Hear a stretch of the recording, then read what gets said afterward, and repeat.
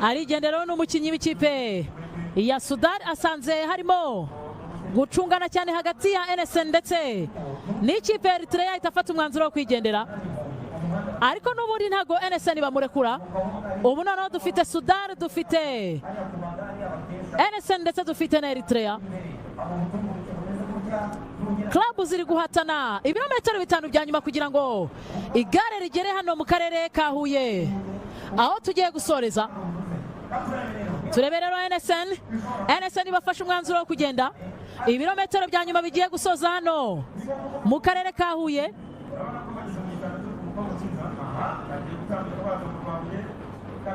Mu kanya gato rwose baba bageze hano mu Rwabuye naho hanyuma bagomba gusoreza. Urabona ko nanone bipanze akagozi ke karacitse.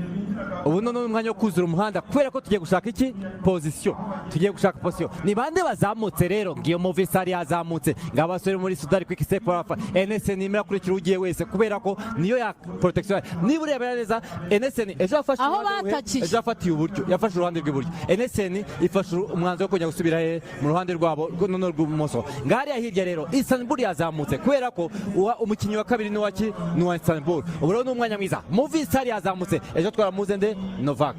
Ntabwo tugeze tumubona Novak Philippe, twe dutegereje cyane kureba ko yakwegukana etape ibirometero ubu ngubu 5 ndetse twinjiye mu birometero 4 bya nyuma. Intambara ikomeye ya position, Movistar irashaka umwanya, abakinnyi bayo bose bakurikiranye. Hirya muri mona kipe ya Picnic yazamutse yo kwa Rome Barde, nguri ya Rotosta ese yabarataka cyangwa se kugira ngo kuzamuka imbere. Uyu musore kipe ya Roto yagize umukinnyi mwiza utambike twa Ewan Karib, mwiza muri sprint, yakoraga sprint cyane ya aerodynamic. Turimo turarwanira umuhanda rero, umuhanda wabaye umuharuro kuko umuhanda wabaye umuharuro kuko nabasha kuba muto ariko twatuga katari umuharuro gusa twatari kumana atari umuharuro. NSN irongera hinduye uruhande yazamutse ninde Amani no bazamutse, ariko Amani bafite ikihe kibazo rigoga batandukanye. Urabona ko umukinnyi wa Amani ari hagati ariko undi ari ku ruhande. Umukinnyi wa Amani yakoze Sudani urabona ko amaze gukora umurongo wayo. Movistar yamaze gufata uruhande, NSN yamaze gufata. Eritrea hehe yakumye ko amaze gufata position.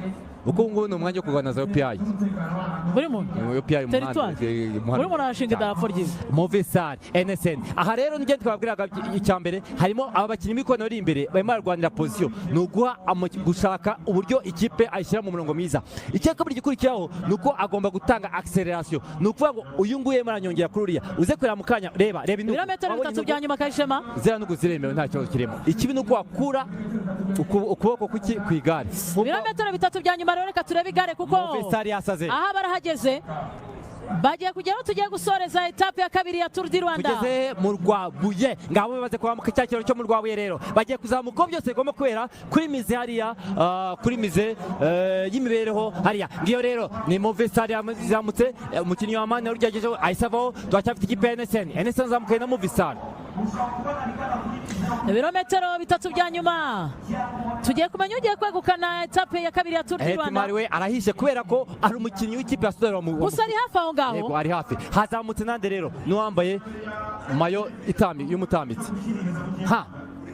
Tugeze rero muri zaki kakanu kazamuka kajya kuri mize. Aha rero niho byose bigiye gutangira kubera kuko niba hari umushaka gutsinda cyo kwita solo ari wenyine byose goma gutekerezwa ngaho.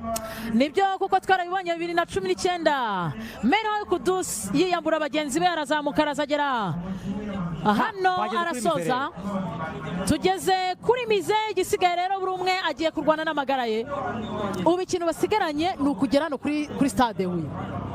Ikiza ni ukwirinda ko bagera hariya uwakagombye kuba kuzataka yakombye kuba yakorera ngaha afite imbaraga zizamuka ngaha.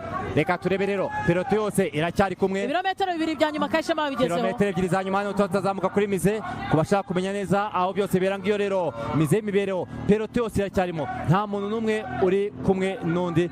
Ngaho rero turebe akaba inyuma no ko hatangiye kuba bagare. Ndabona abo muri mix baracyahari, abasore bose baracyarimo. Ndabona imbere hariya bose bariteguye kugira ngo twinjire muri cya gisenya cyo kureba ese ninde uza gutwara iyi etape. Aha ni nyuma ya peloto ahite batatu barasigaye kubera ko acceleration ibaye. Ndabona mumeze nka Ngendaho Jemmy, gusa tubabwira ko peloto yose iracyari kumwe.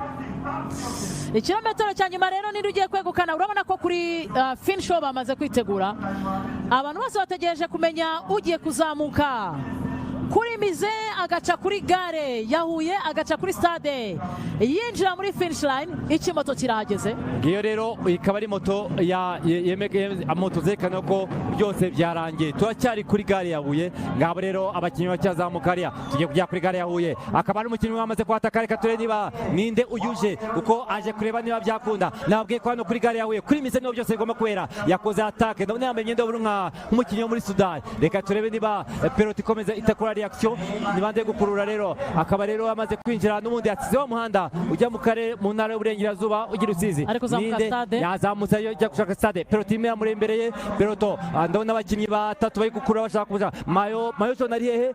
Mayo John ndabona umukinnyi ko nambaye umwenda uriya ni umukinnyi wa Istanbul, umukinnyi wagiye muri ataka akoze rekaba isigarwa mu buryo bwo cyane na peloto. Ahanga ugomba kuba ufite furugaze, uyu nawe arafashe. Tugeze ku muhanda ujya kuri stade ya Huye, akaba peloto iracyari kumwe. Mayo John ari hehe? Ndabona abakinnyi Sitaria bakoze hasi, arazamuka hariya. Ndabona umunyaeritrea ni Seyabari Enoke. Ndabona ari abakinnyi ikilometero cya nyuma Kayishema, ikilometero cya nyuma peloto yose cyarimo cya kontrola. Mayo John yasigaye ntago turi kumubona. Reka turebe, bamaze kugera imbere ya House Hotel Foko, bamaze kugera no ku karere ka Huye.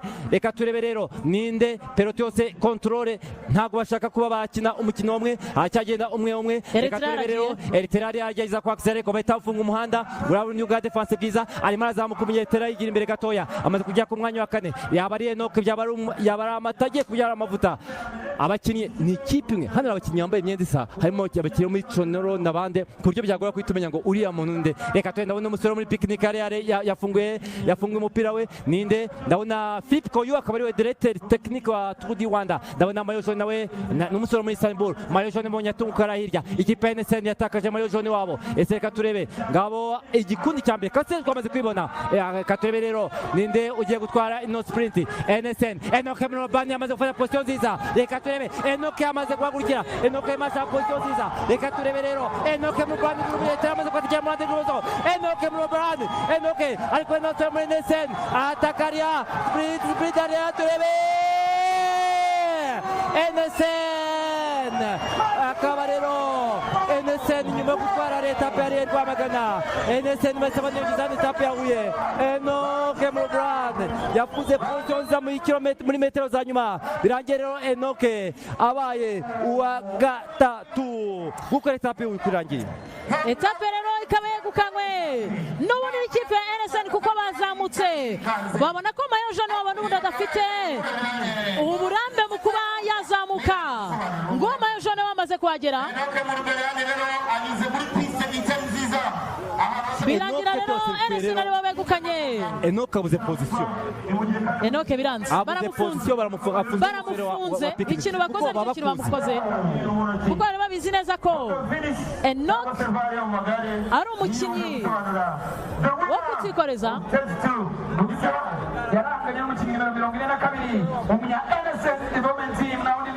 Etape rero ya kabiri ikaba yegukanywe na Paul Marty Sonario. Uyu nguyu yavuze tariki 24 z'ukwezi kwa 11 umwaka wa 2004, afite imyaka 21, akaba akomoka mu gihugu cya Espagne.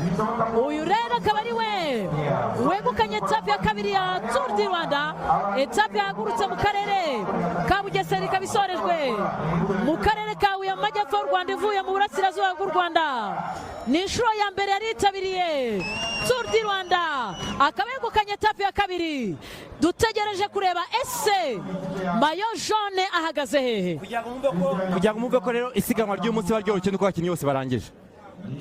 Paul Marty kuko bimwe mu binazwiho sprint nayo irimo cyane, ubona ko mu by'ukuri twamaze kwibwira abantu ko Mayo John ntabwo afite ubushobozi bwo kuzamuka kuri mize. Ariyo mpamvu NSN yafashe icyemezo, za communication twababwiye zabaga zahise gufata icyemezo, ese twohereze nde.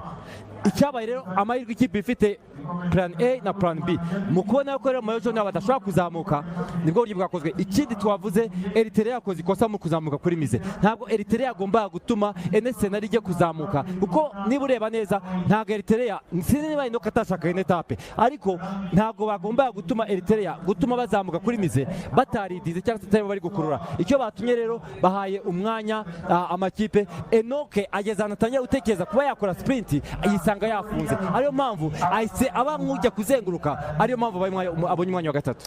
Nibyo rero etape ya kabiri ya Tour du Rwanda yegukanywe n'umukinnyi w'ikipe ya Never Say Never nk'intero yabo nk'izina rya ekipe yabo, ni nako biyemeje kuva batangiye kugera bageze ku musozo. Ikintu ikipe ya NSN itweretse kuva ku munsi w'ejo, bazi gufata position, bafite abasore bazi gufata position, ariko nanone mu yandi makosa ikipe ya Eritrea ikoze nuko bemerera ikipe ya Movistar kuba yafata position ikabima umwanya. Nguko rero niko bigenze Marti Soliano Pao ukina ikipe ya NSN akoresheje amasaha 3 iminota 10 ndetse n'amasegonda 10 n'iby'ijana 30.